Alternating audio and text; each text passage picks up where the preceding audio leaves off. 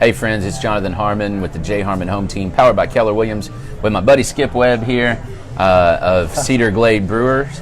And Skip, you got a partner, and he couldn't make it, right? Yep, sure, yeah. He got tied up with work. Jeremy Weaver. Jeremy's actually the one that started Cedar Glade. A little over a year ago, a couple years ago, he approached me and asked, hey, will you come in and help? And there's actually another guy who's kind of gone for personal reasons, is not doing anything right now, Dave Hoffer.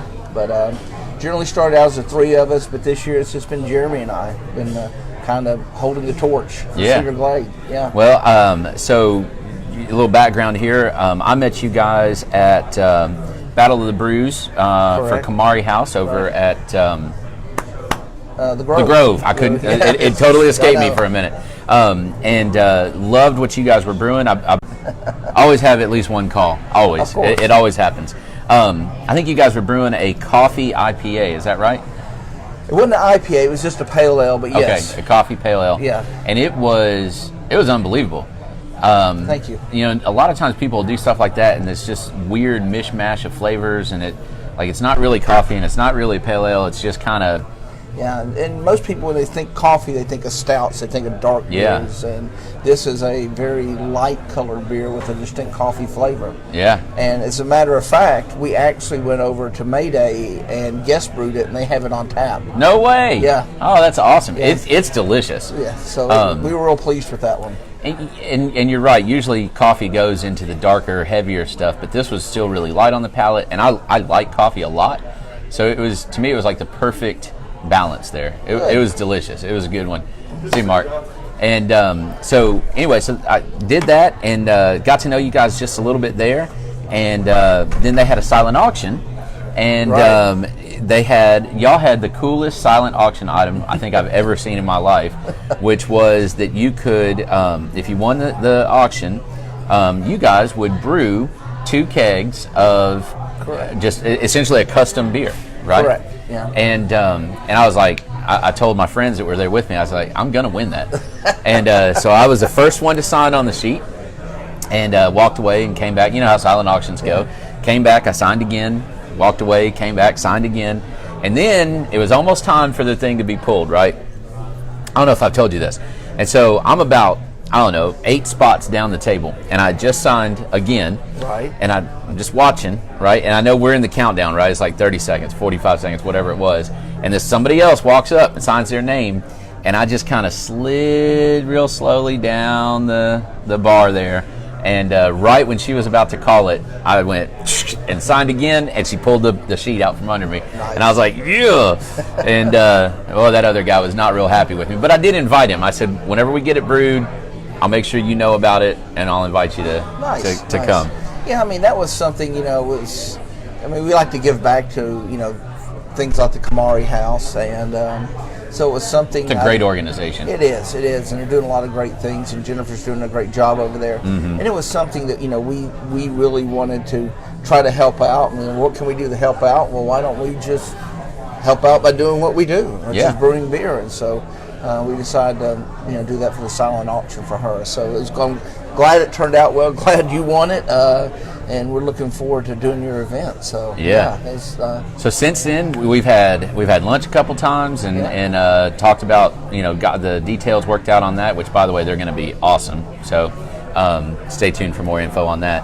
And then saw you guys again out at Unchained at the Mill that Bobby Turman and Cheryl Turman put on, the Hungry Hippie, and that was a fantastic event.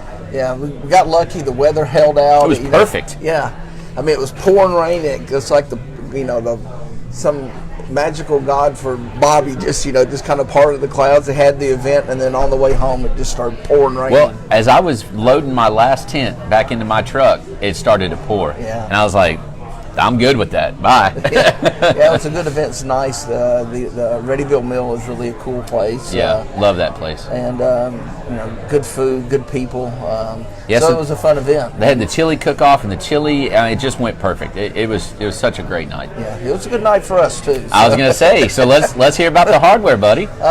So Cedar Glade. Not only did we take people's choice, but we took judges' choice. So it was just unbelievable for us.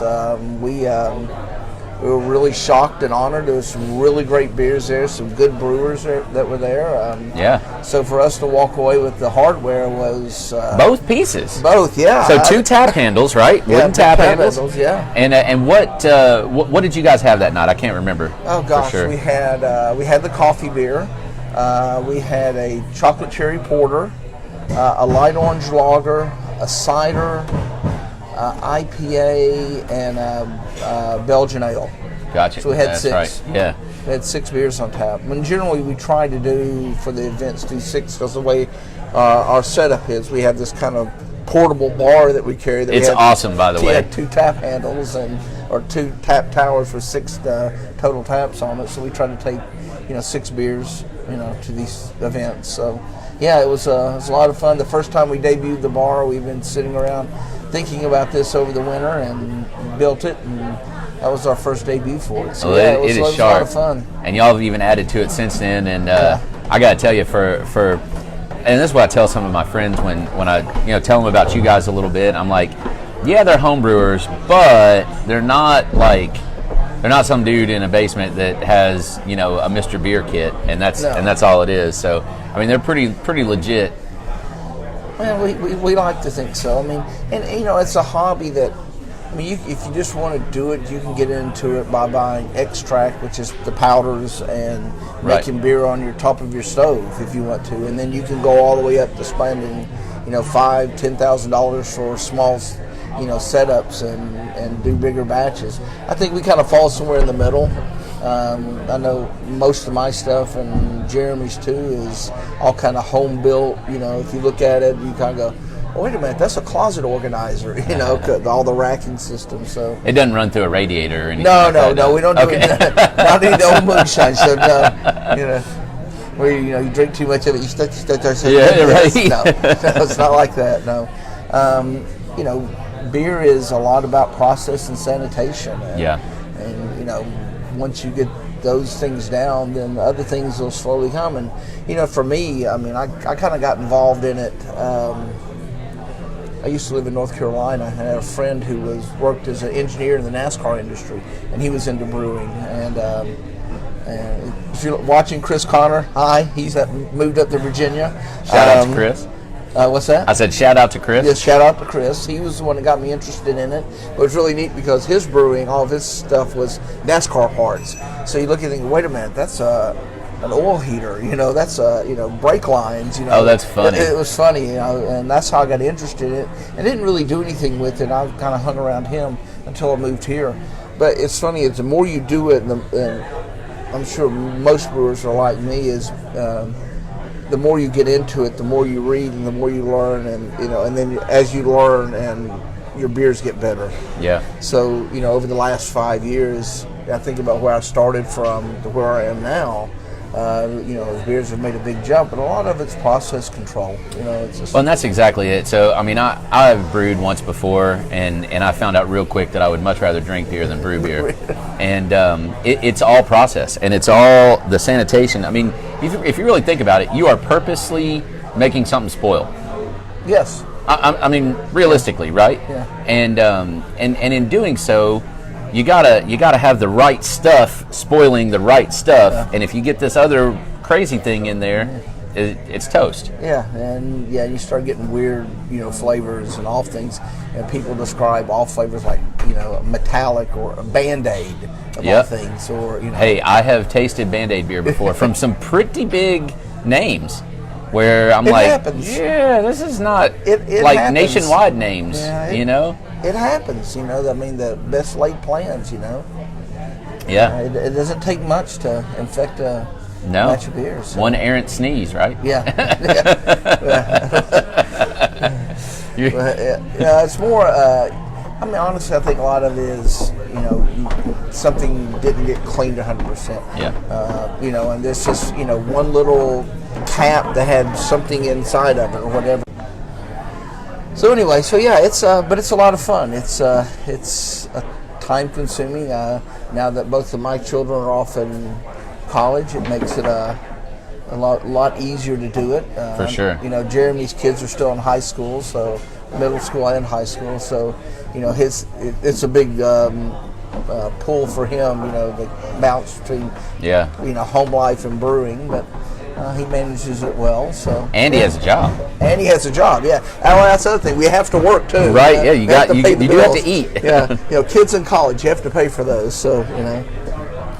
So what's your so you guys are going to be brewing a Berliner for me, which is a unique setup. Tell me about that. So Berliner is a German beer that is slightly sour, and that's something that's gotten really popular now. Is the sour beers. You're actually making the beers tart or sour, and Berliner is a traditional German light sour beer. It's not, you see a lot of these sour beers like Wicked Weed, which makes a really good beer, but it's a real heavy sour. This is a lighter, kind of a more summer beer with a light tartness to it, and then traditionally with Berliners you add flavoring to them. So we're doing that for you. Of course, we're doing the Belgian double, and then which I sampled. Yes, it is out of this world. Yeah, so I was excited about that one. Then we were doing ESB, extra strong bitter, which is a traditional English beer. Yeah, so. Which that's actually my favorite style. I'm a big sour fan, but I love a good ESB, and so I'm pretty excited. I haven't sampled that yet, so I'm pretty excited about that one. And now, so you do some interesting things aside from brewing. You sell large scale cutting machines, right? Correct. I work for a Swiss company called Zund, and we make cutting tables that cut really pretty much everything but glass and steel. If you go into a store and you see a cutout of cardboard of some race car driver, more than likely that was done on one of our machines. Then we turn around and we cut carbon fiber for the engine covers for Boeing. If you order custom Nike shoes, more than likely they're cut on our machines over in Thailand. So we're a global company. I work for them. Known the guys here in the U.S. since 1998, 99, when I actually was a client. So my background is operations and management within the printing industry, and did that for 35 years, and then after my kids got up into high school and everything. Speaking of kids, that's my oldest. After my kids got up in high school and my time was freed up, I had the opportunity to go to work for them on the sales side of it, and I went, sure, why not? I've never been on that side of it, so let's do it. Satisfied clients make great salespeople. Well, from my standpoint, what was great about it was I wasn't a career capital equipment guy. I was, I was an ops guy. So a lot of these people that I'm working with, I know the struggles they go through every day, and I kind of talk their language. So it's been very good for me here in the Southeast. But I mean, we have tables here in Murfreesboro. I've got them all over the Southeast. I travel all over the Southeast. We talked about it. I leave here and I'm headed to Savannah, Georgia for a textile conference. So and just got back from Milwaukee. So I'm kind of all over the place. So Milwaukee's it's a good place to drink beer. It's a good place to drink beer, and something a lot of people don't know is they took the old Pabst Brewery and turned it into a hotel. And it's really cool. No way. Yeah. So if you go in, the brew kettles were like 2 stories. So at the first level, at the roof level, they cut the kettle off. As you come in, they polished it, and you see the top of the kettle. You go to the second floor, you see the other side of it. So it's pretty neat. That's awesome. A lot of history. I was up there when my wife went with me back in December for end of the year type holiday gathering, and we did some of the tacky tourist stuff. We went to the Pabst house, and the museums and all that. It's kind of neat. It's steeped in beer history, that's for certain. Well, here's the thing, and this is what I really wanted to talk to you about, because I think this is fascinating. Is beer in the United States has been sort of almost cyclical, like a really long cycle, right? Mm-hmm. So prior to Prohibition, there were breweries everywhere. Right. Everywhere, because they didn't have distribution. Right. So like every single town had its own little brew pub. And I forget now, I read a number somewhere. It was something crazy like 9,000 breweries, it was estimated, across the United States. Right. This is pre-Prohibition. Prohibition comes in and squishes all the little ones, right? A few big ones remain. A few kind of went underground and then came back, right? And then after Prohibition was lifted, there really just wasn't a resurgence of small breweries. I mean, there was here and there, very spotty. Yeah. And then, I guess, probably like the late 80s maybe, you saw like your Sierra Nevadas and some of those guys. Yeah, starting to come back. A lot of it had to do, with even though Prohibition, was repealed, there's still a lot of beer laws, a lot of things. Weird taxation rules. Weird taxation stuff. I mean, up until recently, it was still illegal to homebrew in Alabama. Right. And they've actually turned that over. And the taxes were very high, and then tastes and everything were a lot different than they are now. I mean, you go over to Europe. I mean, it's just the same thing. I mean, every little town has their brewery, and at least one. Yeah, at least one. My wife's mother's side of the family is German, and I remember we went to visit. You would go to the meat market, you go to the bread store, but you went to one place where you got your milk and your juice and your beer, and the beer was all in flip tops, and you brought your empties back and got credit for it and got more, and all the beer was in flip tops. But you also drank it that day. Yeah, it wasn't something that sat in a can and sat in the refrigerator for 6 months. Right. So it's it's a whole different mentality, and I think when I read a little bit of it, I think some of it had to do with transitioning out Prohibition and then going into Depression and then World War II, and it just. It never came back like it was before. So well, and it seems like, and maybe, granted, I'm probably just the wrong age to really be an expert on this, but it seems like there was kind of a stigma about beer for a long time that that beer was for drunks and rednecks.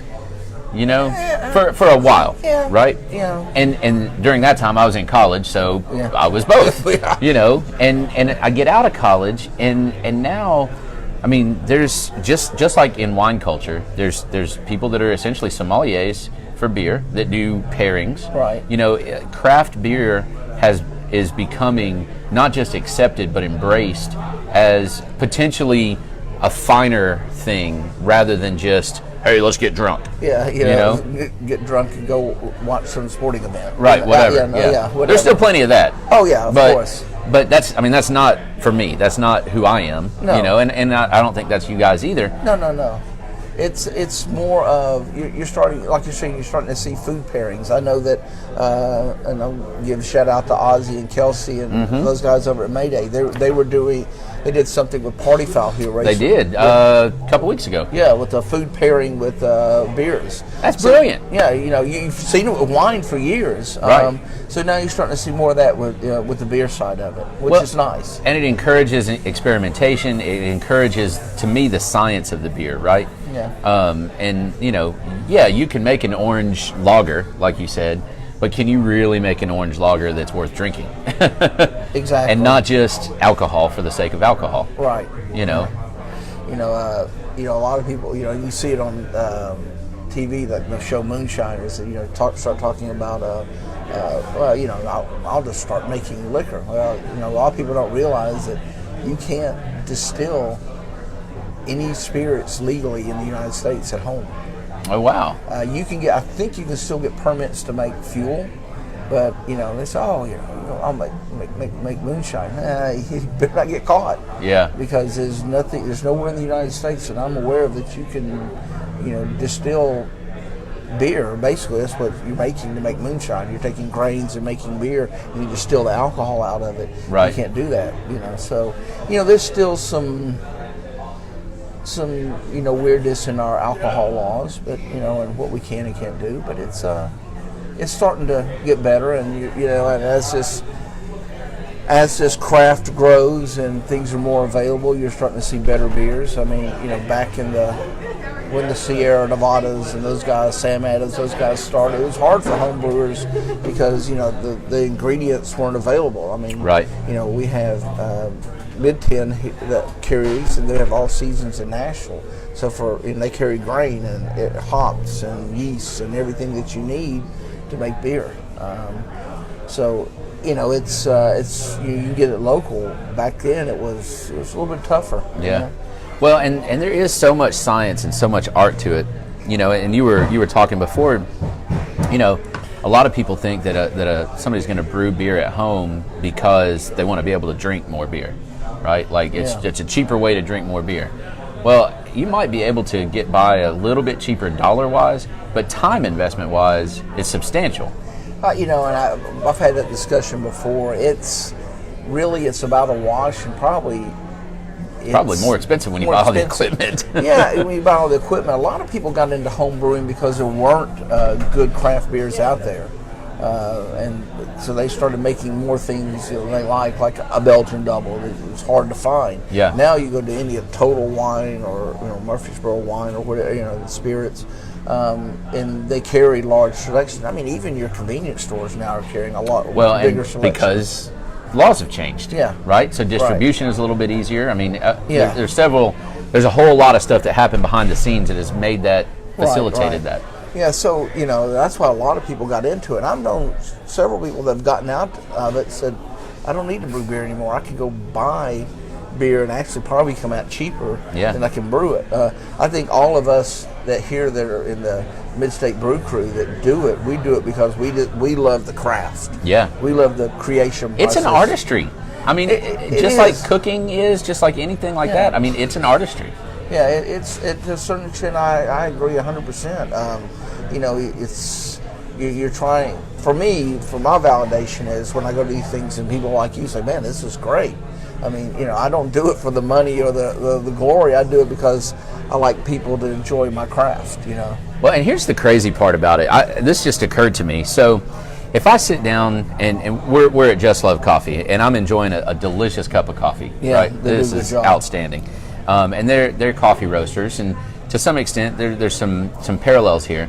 So they take a raw bean, right, and they roast it, and I don't know all the process, but I assume it ages for a certain length of time. It cools or whatever. I guess. And then they grind it, and then they pour it over. So let's say 3 days they can have coffee. They can taste their coffee so if they experiment, it's a 3-day wait. Right. If you guys experiment, what's the wait time before you know if it was a flop or not?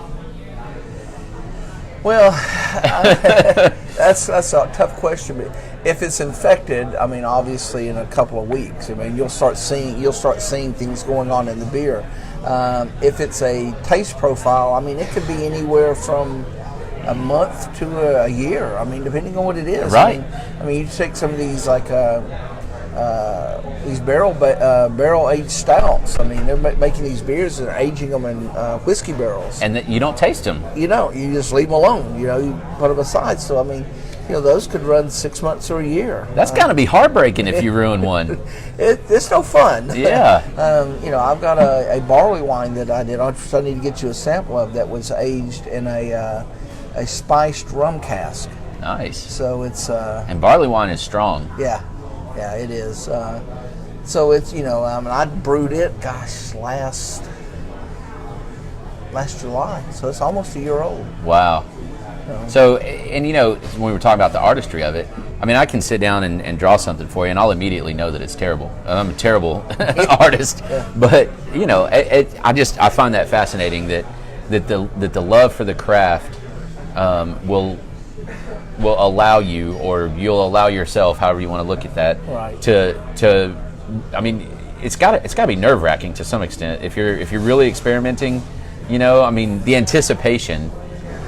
If you're just doing it for something, it's not too bad. I mean, if I say do it for something, when you're just doing it for, I guess, for yourself or whatever, it's not too bad. But when you're trying to do an event like the Kamari House or Unchained, and you got a little more pressure. A little more pressure, because if it goes bad, then there's no microwave fixing it. No. So you're making sure that you're trying not to do too new beers for things are completely out in left field. You don't want to be the first run, huh? No, you don't. But a lot of us still roll that dice. I'm guilty of it. I'll do it. I'm doing I'm doing one for a festival coming up the 1st of June, the Burrow Bites. Yeah. Over at the MMC, and I'm doing a lemon drop triple. So it's a Belgian triple that has a kind of a lemon flavor to it. Interesting. So yeah, and this is citrus. Never done it before. So. Citrus can be really interesting, can it? Yeah. I mean, you can end up with pine sol. Exactly. Yeah. So kind of crossing my fingers on this one. So you're a brave soul. I'll kind of roll the dice. I've never done a triple, and I'm doing something not was considered a traditional triple, so Belgian triple. So, well, I'm sure it'll be awesome. So we're hoping. We're keeping our fingers crossed on that one. But for sure. Yeah, we'll do that. Actually, there's another event coming up for United Way that's going to be right before your event. So I mean, literally Thursday night that event, Saturday your event, and then Burrow Bites the 1st of June. So we got 3 events in June. Wow, that's a lot. That is a tremendous amount. That is a lot. Yeah. So we're getting on the United Way. We're getting the Mid-State Brewsters, the women's group. They're going to kind of help out with it. And, I like them, by the way. And as a matter of fact, Amanda Bimson was just watching. So. Oh, okay. Hi, Amanda. but yeah, they're a good, pretty cool. They get real creative too. Yeah, they do some really good stuff. So. We're going to kind of work on that one together, and then July is kind of quiet, kind of regroup a little bit. Then there's an event up in Clarksville, Cookville, up in Cookville called Wine on the West Side. It's really nice. It's downtown. And then of course we got Oakland's in September, Oktoberfest, and then. There's really a neat event, and I was not able to go to it last year.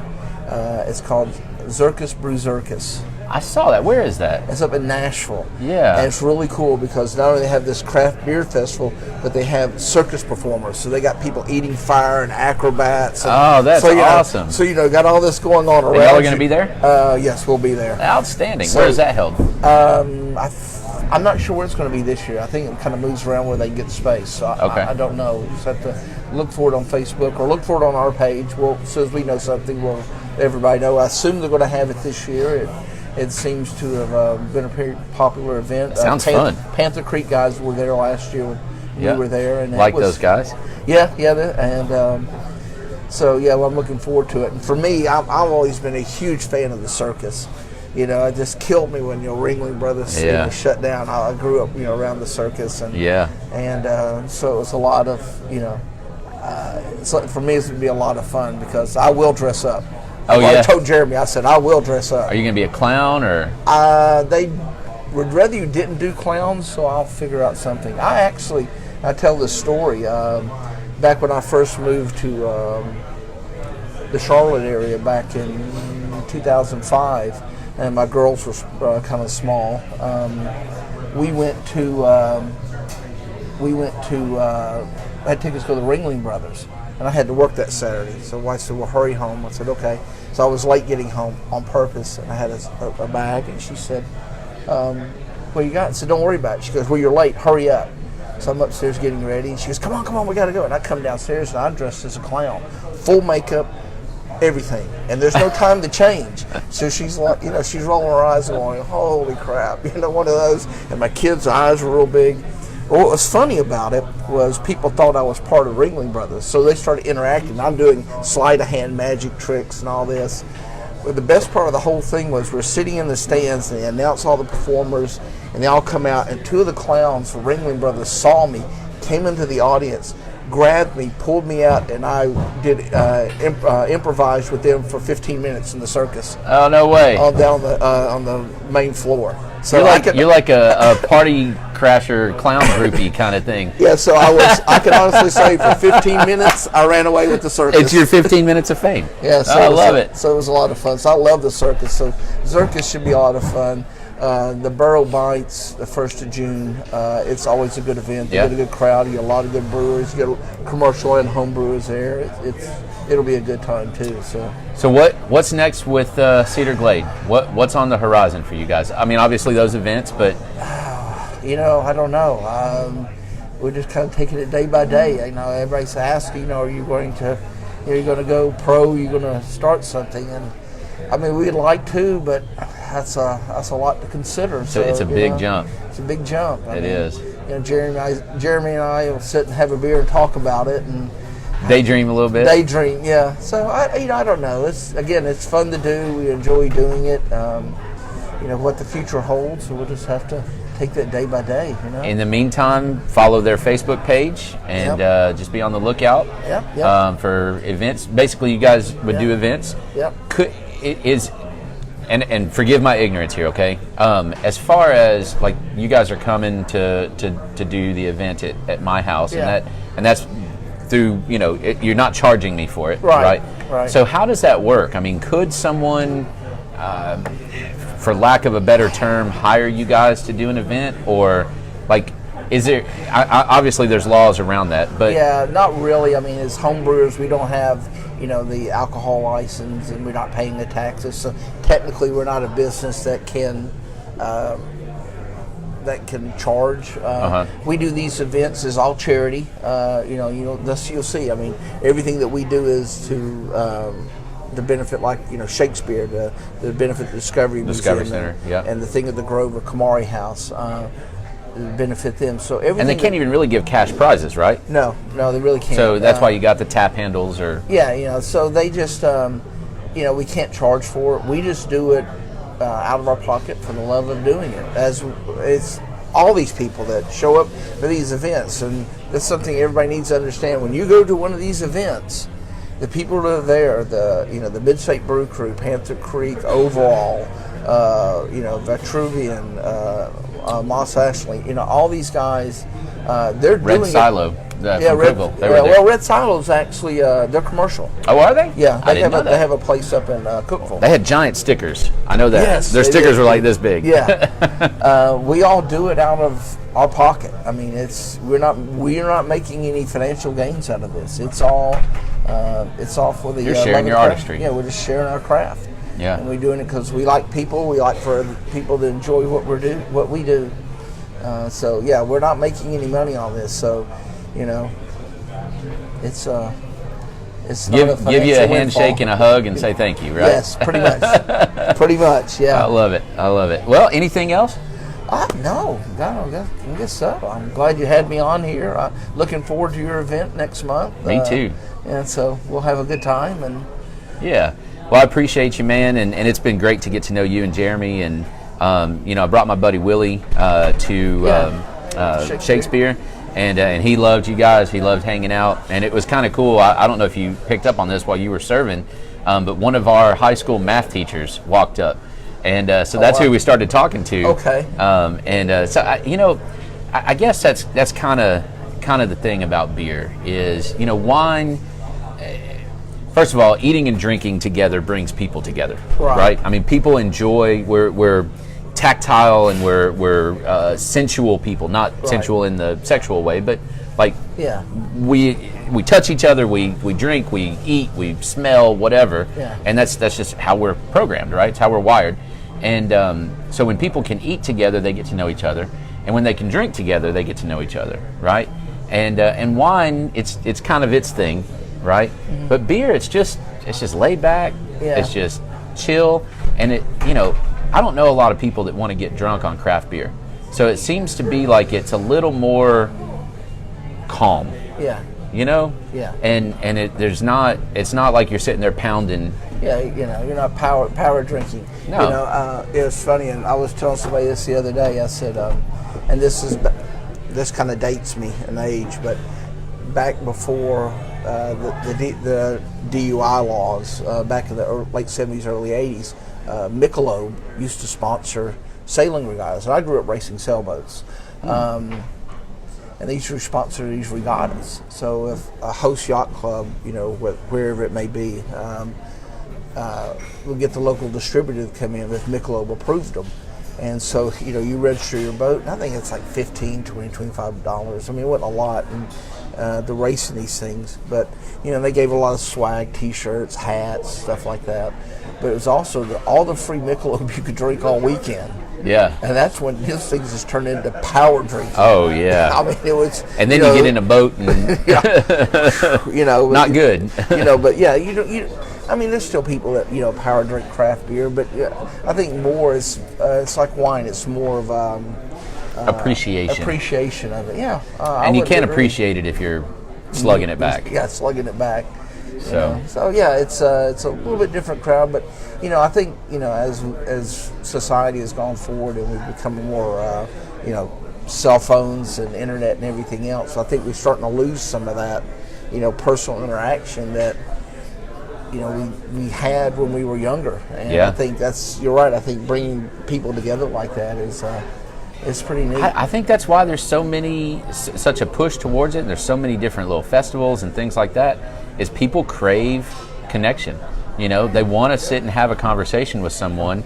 Whether it's coffee or it's beer or it's wine or there's craft sodas now, Yeah. And I mean, I heard an article the other day about craft soda bars are real popular in New York City right now. So it's like starting where people can go in and basically old school soda fountains, right?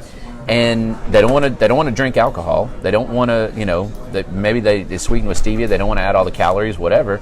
But they still want that cheers, right? That norm kind of thing. And so they're going to soda bars. Yeah. Well, I mean, the pharmacy up in Nashville, they still have an old type phosphate soda bar. And they're flipping delicious. Yeah, they are good.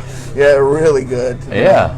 So I don't know. I kind of like it. It's your point about the cell phone is well taken, and that is it gives you a second to still interact, set the phone over to the side, and let's just share something. Yeah. No, I agree. It's maybe hopefully for one moment in time, it's taking us back when we had a lot more social interaction instead of being keyboard warriors. And I'm guilty of it. Sure, me too, all the time. But yeah, it's a lot of fun to do, and we're going to just keep plugging at it. We, like I said, we added the bars, so we're adding and changing beers and everything, and just trying to grow it. And where it goes for us, who knows? All right, last question. Okay. Favorite thing you've ever brewed? Wow. That's a tough one. That is a tough one. Gee,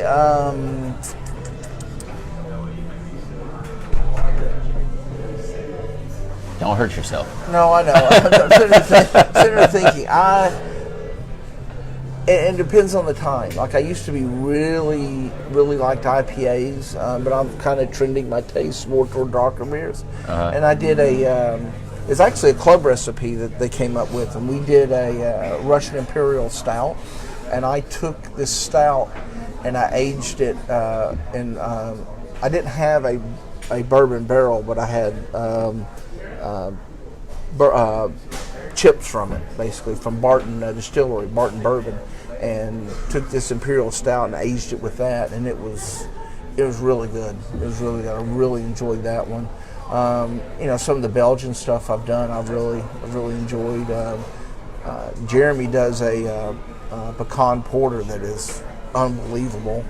And then if you go to the lighter beers, this year I've done the Orange Light Lager. That was delicious, by the way. Super light, it was just good. Low alcohol, just very refreshing citrus beer. It turned out really well. I'm trying to get more into some of the lager beers, so I did a German Doppelbock that I served at Oktoberfest last year that I really liked a lot, and it must have been popular because I didn't go home with any. So that's always a good sign. That's always a good sign. It's a little heartbreaking if you like it though. Yeah, it's empty. I'm not going to have any for later. So, but yeah, it just depends. The couple of stouts I've done, I've been really pleased with, and I think for me that was when I did this stout. It was I went from one level of brewing to another. So not only from a taste standpoint, but just from a transition as a brewer, that was kind of a jumping off point where things started really going uphill for me. So it's kind of a sentimental beer for me too. Sure. So yeah, I would say that was probably it. All right. Awesome, man. Hey, I appreciate you. All right. Tell Jeremy we missed him. He was watching a little bit ago. So. All right. Well, good. But yeah, I appreciate what you guys are doing, and we appreciate you guys. It's fun. This it's such a good sign to see, because there's a bunch of you guys, you know, and it's just, I don't know, to me it just adds one more layer of character to the community. So yeah, it's the brewing community here is pretty big and pretty strong, and more so than a lot of people know about. Yeah. There's a lot of people here that are involved with it. Yeah. There's a lot, not as many that are active, but there's a lot in the club. So that's awesome. That's awesome. Well, I appreciate you, buddy. All right. And we'll talk soon. Hey, this is Jonathan Harmon with the J. Harmon Home Team with my buddy Skip Webb. If you get a chance, if you're out and about at a festival and you see Cedar Glade, go say hi to these guys and take a sticker and enjoy their craft. So you can look around too, and you'll see stickers in strategic places around town. So. Yeah, well, there's one on my beer fridge out in the garage. So there's some around town. I'm sure. Peel them. No, that would never happen. No, it never happened. But yeah, so we got a couple events, Burrow Bites coming up. June, whatever the first Saturday is in June, the 3rd maybe. Okay. There's one coming up from the United Way. I don't have all the details on it, but it will be the 20th of June. Look at our Facebook page, and you get some more details. And always check the weekend planner that we post as well. We put them all in there. So perfect. All right. Thanks, Skip. Thanks. Appreciate you, buddy. Thank you.